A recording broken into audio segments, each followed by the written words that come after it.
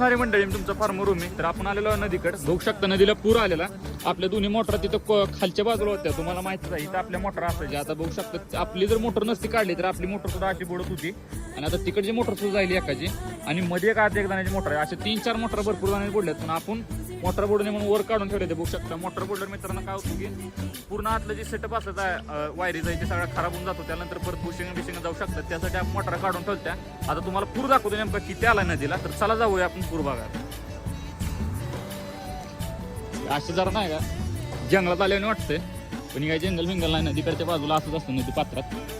ही बघू शकता असा पूर आला मित्रांनो पूर्ण. की आता पूल सुद्धा एक लय झालं. एक अजून 2-3 तासात पूर्ण पुलावरनं पाणी जाईल. पुलावरनं पाणी गेल्यावर बघू शकता इथनं असं पाणी फिरून परत आपल्या मोटरवर येऊ शकतं.